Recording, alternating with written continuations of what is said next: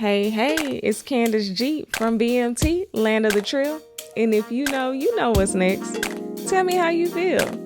And I decided to get on the mic and talk a little bit. Is that all right? All right. Welcome to J.K.O.L. Just keep on living, where the goal is to talk about life, to inspire and encourage one another. Today, I thought it would only be fitting that the first topic of my show is about life. I'm going to share some of my thoughts and realizations that I've made along my journey thus far. Life. When thinking of life, the first word that comes to mind is foundation. When thinking of the word foundation, my maternal grandparents come to the forefront of my mind. Of the many life experiences I've had a handful where I knew my life was going to completely change. As a very young child, my grandparents helped set the foundation of who I am as a person. I vividly recall my papa's bedtime stories, typically related to construction. He would name the different pieces of machinery while giving the sounds as he went along on his story. And my mama, she did it all. And her cooking, Lord, with a T. I remember waking up to the sounds of J.K.O.L music playing and waking up to the smell of cornbread batter pancakes every Saturday morning. However, one day, all of a sudden, in my eyes, my mama became very sick and she had to go to the hospital.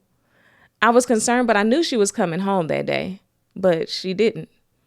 That was okay because she definitely was coming home the next day. However, the next day came and she didn't.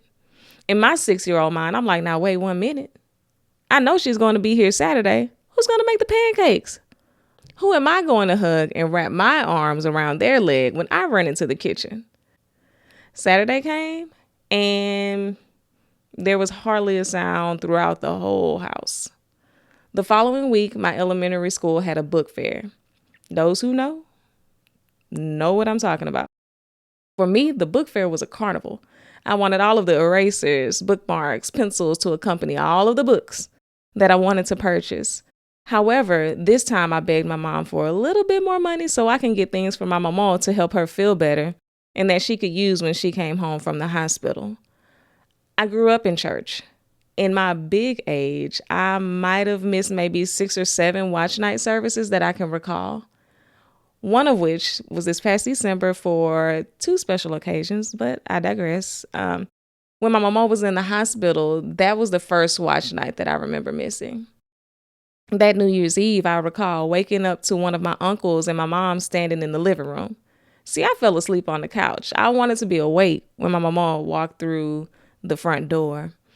My mom and my uncle, they were talking, and then my mom, she covered her face with her hands and laid her head on her brother's chest. And at that moment, a piece of my heart died too. And I felt within everything in me that my life was going to change drastically. My papa, he passed away shortly after. Every now and again, I find myself wondering what life would look like if they were still here. Eventually, I also wonder what type of person would I be without their existence and influence on my life. And then God, he gently redirects me to gratefulness for even being able to have the time that I had with them and to have the memories. Life. Rarely does it ever go as we plan. But I am thankful that despite knowing at the age of 6 that genuine version of love that I experienced would cease to exist, never to be experienced again in that manner, that I was able to find positive things to hold on to during the storms of life. I've lived through many seasons, feeling lost, finding my way, wondering if the thing that I'm working towards will ever come into fruition. What is going well?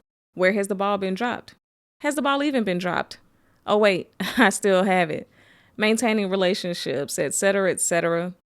The days when things were going smoothly, I couldn't fully appreciate that phase because I was focused on the things that weren't, the things that needed to be done. I was trying to align everything evenly across the board when I now see and have learned that is unrealistic.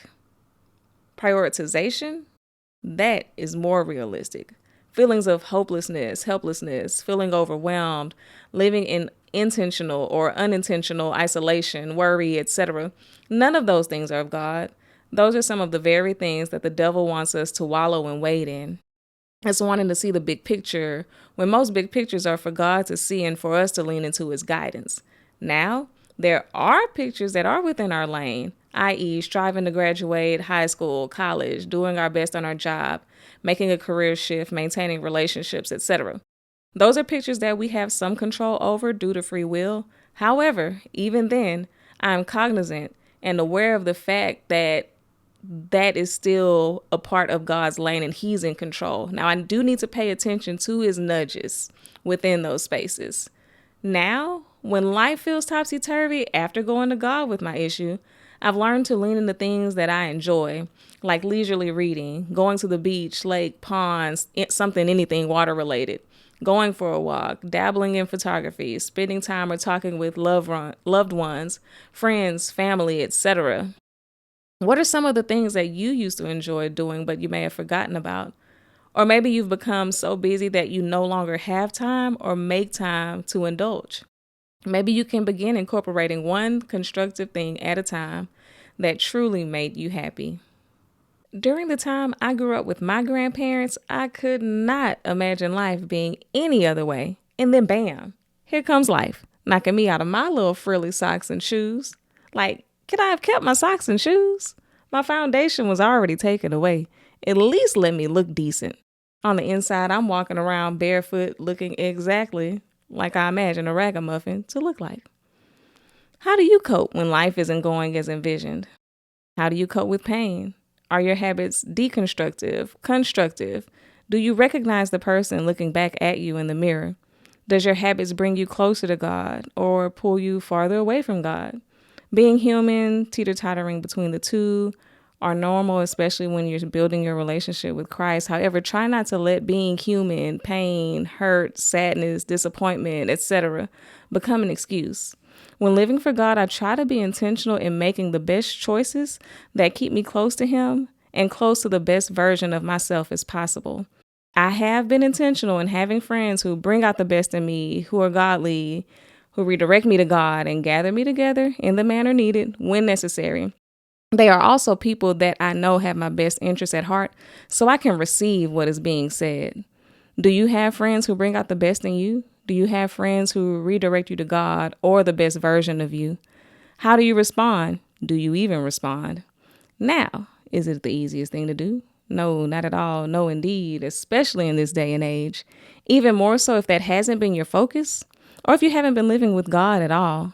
However, I love the fact that God is there even when I'm not at my best, not conducting myself in a manner pleasing to Him, in a funk, in a rut, etc. It is extremely easy to focus on society and what they say and or how they act. I know firsthand how difficult that can be, but please do your best not to and try to be the best version of you. The things that have helped me many, many times, from shutting down and shutting everyone out, and sometimes even God, but then my good sense, it comes back to me rather quickly, are reading my Bible, talking with God, talking with friends and mentors. What are the characteristics God has given you that you've been afraid to show, or that you hide, or that you simply ignore? Maybe you don't even know what they are. The beauty of God being God is that He's always there when we are ready, when we're not. He will help guide us to where we need to be while giving us everything that we need to get there. The people, the strength, the sight, the clarity, all of the things that are required for our journey, He will provide.